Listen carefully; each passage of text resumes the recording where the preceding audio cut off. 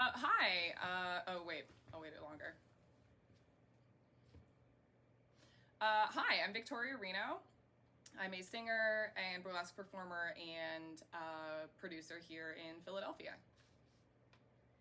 Are you from Philly originally? I am not from Philly. I'm originally from Florida. I lived there my whole life up until 2021. And I grew up in Orlando. I lived in Tampa for a while. I went to college there. And after lockdown ended, I decided to move to Philly because 30 years in Florida is probably too long. It's definitely too long. Yeah. How did you become interested in the burlesque and jazz vocal genre? And wait a few seconds. So I got interested in burlesque and jazz. They just happened to come together eventually. I initially got interested in jazz. I was in a rock band for several years, actually with my dad. He's a musician, and he's the reason that I am the way that I am. And our keyboard player had mentioned that he was interested in maybe learning some jazz, and we eventually broke off and formed a jazz duo that was just keys and vocals. And we just went around. We started getting gigs in the Central Florida area, gaining momentum, and then the pandemic hit and COVID shut us down just as we were like kind of getting going. And I feel lucky though, because having someone who was also starting out with that kind of new project in a new genre that neither of us had really had any experience with, we were both like rock people, was nice because we both got to experiment with different arrangements, taking these classics and kind of making them into something a little bit different, or taking pop music and turning it jazzy, kind of in a postmodern jukebox sort of way. For example, we created an original jazz composition and arrangement for The Thong Song by Cisco, which was like one of my favorite things to ever sing and perform. And people like in the bars or wherever we were performing would always stop and be like, hold on, I know this song.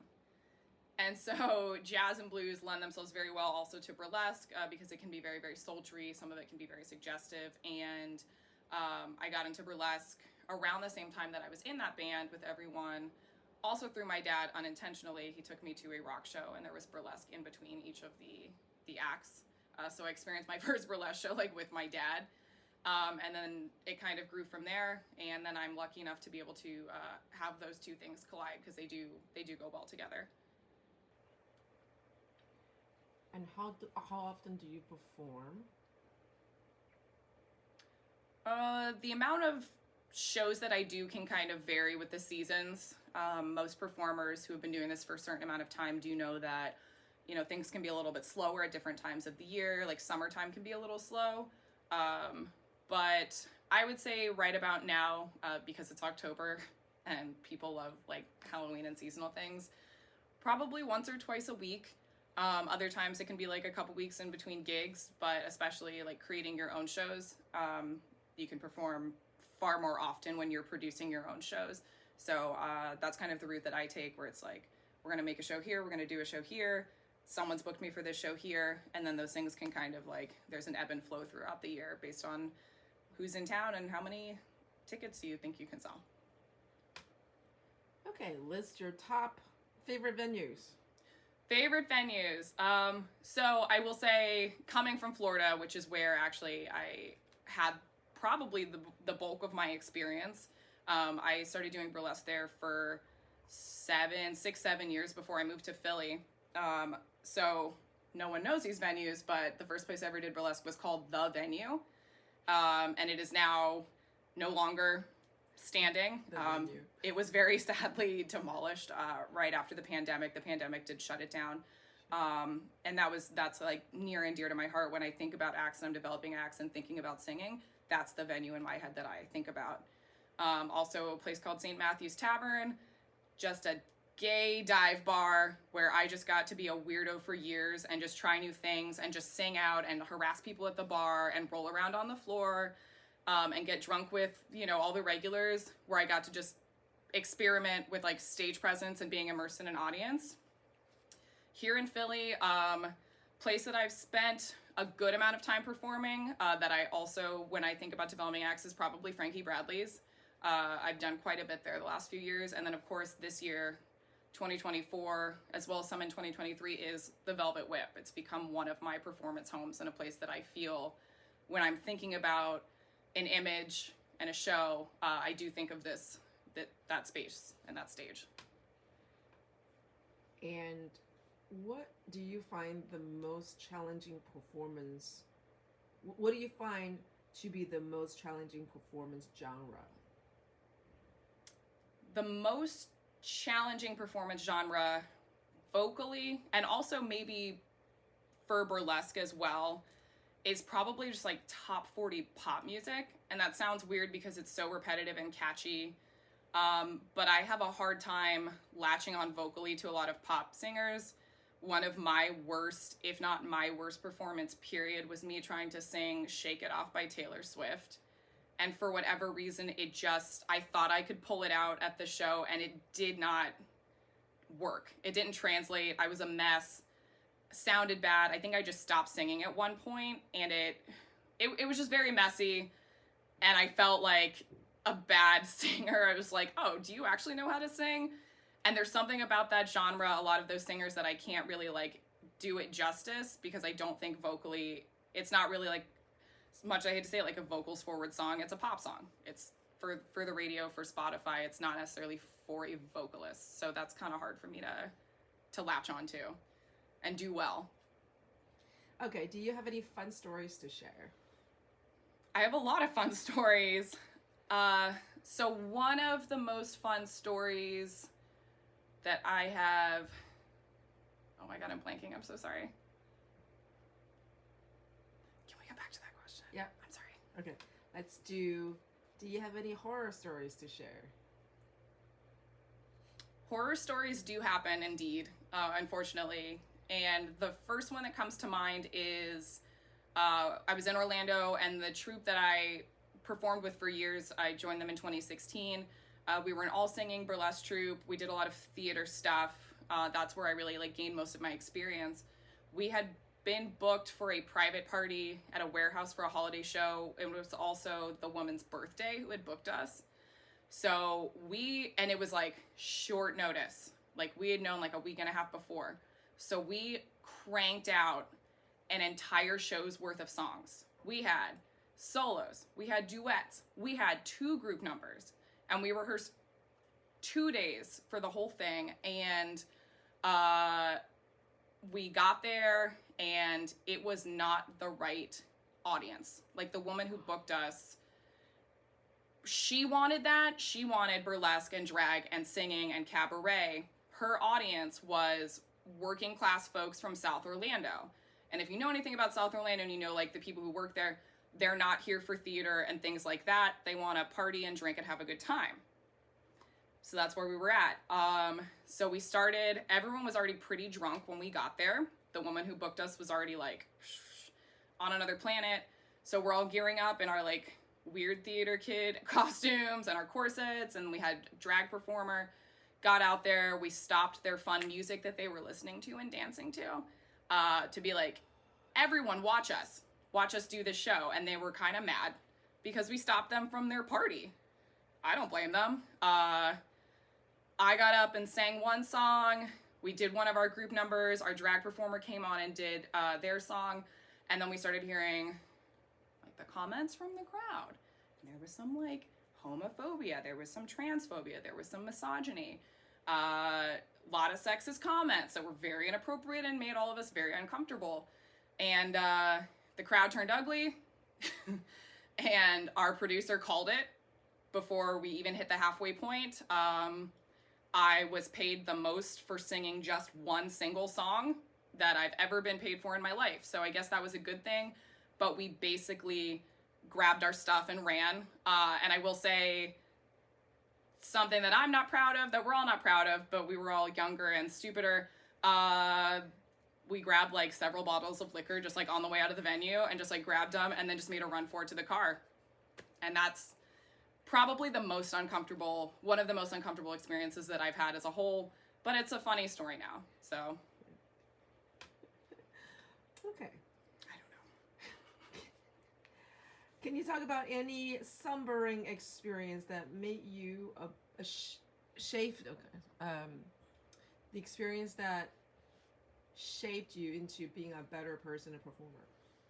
I would say, I don't know if I have one singular experience that has made me maybe a better person or performer. It is a lot of pushing yourself in spite of things, or pushing yourself because something's not the way that you want it to be. So I left Florida because I had been doing burlesque and things like that, but I realized that I wasn't like living my truest life, and I was letting a lot of things get in the way of me being the person that I wanted to be and the performer. So I like turned 30, I hit the hard reset button, left my everything, and came up here and like had to just like start over at 30. And I would say that experience as a whole pushed me to be a better performer, because I had to advocate for myself on a personal level, but then also on a professional level in a city where a lot of people didn't know me. I'd performed here a few times before I moved here, so I had like some connections, which was great, but I had to start over in a place where I'm like, hey, I'm a new person and I want to build these things, and I've had so much help, but that's probably the biggest experience that caused me to be like, okay, I can do this, but you have to work hard. Like, you have to be willing to work hard for it. That's the bottom line. Speak from that question, there's another question. There are young performers looking to break into the industry, the scene. Mm-hmm. Often they find it difficult because people suspect that they're gatekeepings. They're, it's a networking oriented thing. Do you have any suggestions for young or just new performers breaking into, because you yourself experienced it, breaking into an area as seen? What are the attitudes that they must equip themselves with and the things that they must know to do? So if I were to say anything to new performers trying to break into any aspect of like nightlife performing, whether it be burlesque or singing or even like theater, I would say first and foremost, networking is important. People aren't just going to come find you. I know the fantasy is that you're hanging out and maybe like you put some videos up and someone hits you up and is like, have I got a part for you? Which can happen sometimes. But a lot of it is you putting yourself out there and accepting that rejection is a very real part of things. You have to be prepared for some kind of rejection, and then you have to roll with it. You can't get rejected and then go on a tirade or like clam up and never do it again, because you're not going to get anywhere. The reason I have a lot of the things that I have in Philly and a lot of other places and a lot of other cities that I've performed in is literally me sitting down at the computer and saying like, hey, I know you from this, or you might know me from this, or we're strangers. I have this, and this. Can I perform for you? Do I have opportunities? And I've heard a lot of no's, I don't. But I've also heard a lot of yeses. And that can get there. On the note of internet networking, if you want any advice from me as an experienced performer and as a producer, your internet presence is an extension of yourself. So you can be a cool, chill person in person at the shows, but if someone goes to your profile and it's not professional, like just bottom line, if we're upset about possibly a possible rejection, or we're upset about something that blah, blah, blah happened, and all we're doing is kind of creating generating this negativity and like talking smack about people, it makes me wary to work with people and to book people, because in my head I'm like, so if I make a misstep, are you going to get online and do Instagram Live and talk all this stuff about me? Or if I come to you with an opportunity and you don't like it or you feel insulted by it, are you going to get online and do the same thing? And then it speaks to your character. So like the online presence that you create is something that people look at. They do look at your followers, but a lot of times they'll look at the projects you're doing. They'll look at how you conduct yourself. They look at the energy you put out. And they also look at the people that you bring out to the shows. So all of that is important. I will also say promotion is part of your job. A lot of people don't think that promotion's part of your job. Promotion's like 65% of your job. So also people who promote a lot and try to bring people to the show is like A+ in my book. But if you think it's just getting booked and making an act, It's not. It's kind of a full-time job. That's what you got to do. So true. Okay, so we're going to the last question, which is really a two-part question. So are you going to be doing holiday parties, and what are the shows that you're going to be doing Okay. this year? So the holidays are coming up. We're getting our ducks in a row. I'm excited. I'm not like a huge Christmassy person, but I do love New Year's Eve. It's probably my second favorite holiday after Halloween. And for that occasion, actually doing 2 different events that night on the 31st, which is a Tuesday, but that's okay. So the first one is going to be at the Velvet Whip. We're doing an earlier party with some entertainment, some cocktails, of course. Come here for the cocktails too. And it's going to be for folks who may be like, you're not trying to stay until 2 a.m. with the drunk people. You're not trying to be on the roads at 11:30 to get someplace. Come here. If you have to work that day, come hang out after work. Hang out in a nice, sultry venue with some relaxed people who aren't going to be swinging from the ceilings, because New Year's Eve in this city gets crazy, as I've noticed the last few years. And then you can go about your evening, whether that's going to another place or you're going to go home and go to bed early, which some people also do. And then the second holiday party, which you can follow me, is going to be with my company, Honey Reno Productions, at Philly Dance Fitness. We are doing a little bit of a louder New Year's Eve party, and it's going to feature performances from professional burlesquers, myself, and then also my partner, Honey Tree Evil Eye, as well as a third secret performer that will be revealed shortly. And then also performances from the students there, because we do burlesque education at the studio as well. So it's going to showcase that mixture of performers there. So it's going to be a good night. I'm looking forward to it. Awesome. I think we probably just leave the fun memories to the imagination. Okay, I have one. I thought of one, so I was like, okay, I'm gonna go back to the fun memories. Sure. What is your do you have any fun stories and memories to share? I have had countless nights with countless fun memories, some of which I've definitely forgotten, which happens in nightlife. The one that sticks out for me in like recent memory is I was booked last summer, like early summer, to go to, it was actually a kink and like swingers outdoor gathering in the woods in Maryland, and I'd never been asked to do anything like that, and they wanted me to come through and do burlesque and then a singing number as well for them, so I said cool. And so I drove out there, and I was planning on going and doing my act and then driving back to Philly the same night. It was a couple hours away, and the show kept getting pushed back and pushed back and pushed back, and it was really hot, and there was no AC where we were changing, and finally got on, the show went underway, everyone was very nice, very receptive and cool. And then the producer was like, it's late, there's a spare room in this cabin, do you want to stay? So I chose to stay. I was in the festival for free, there was music, everyone was nice. So I stayed, I hung out in like a bubble room, like with all the, the bubbles like where you wade through. And then I started to get hungry and thirsty because I hadn't planned to stay and I didn't bring any food. So I asked a nice naked lady next to me that I'd been chatting with in one of the like playrooms. And I was like, hey, I'm really hungry. Do they sell food here? They only have a tent for alcohol. They were just giving you alcohol, which was nice, but I'm like, I should eat. And the lady's like, follow me. So I went with a strange lady, and she put me on her golf cart and drove me back to this like encampment where they were all, they called it like the swingers encampment, with her partner and then 2 other couples who had created their own little encampment with their RVs. And I'm just chilling.